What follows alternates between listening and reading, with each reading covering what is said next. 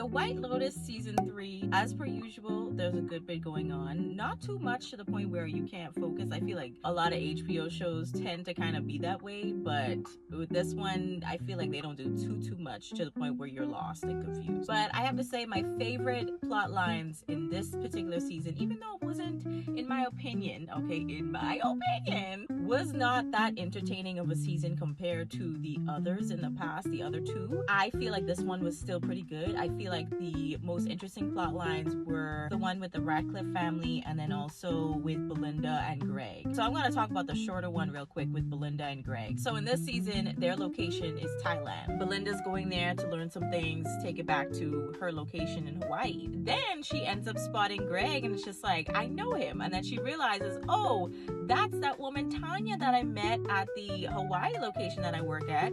And she was promising me the world, talking about building this whole like spa thing, and then she just ended up not really following through with it. And I'm really happy that in this season she got her dues. Okay, she got her dues because Greg was like, you know what, I want you to be quiet. Even though I didn't really have an actual part to play in Tanya's death, I want you to be quiet, so I'm gonna give you the money. And her son comes in and just like, you know what, I know you got a lot of money, okay? Tanya was worth a crap ton of money, so I need you to pay her like $5 million. And sure enough, this man sends $5 million.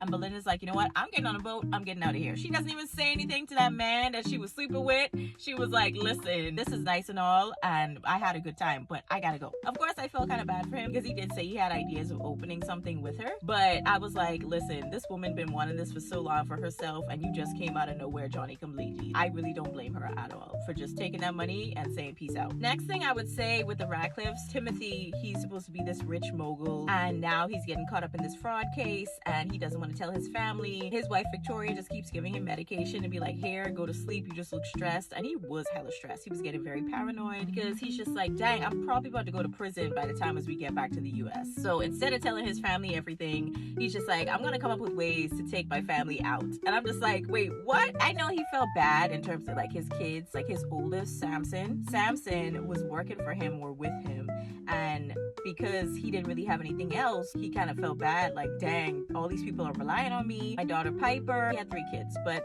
more so with Samson and Piper, like they seem to be more so like kind of connected to this wealth. I feel like Lachlan, he was the youngest, he was like the only one that wasn't really that much so interested. He was just kind of like, I mean, I think I could like live without it, but you know, it is nice to have, but I don't really need it. But Piper was the one that was crying, like she was like, oh my god, like I don't want to have to need it, but I can't, I gotta admit that I need it. It's just like, okay sis, like we knew that already. Even Victoria, her mom, she was just like,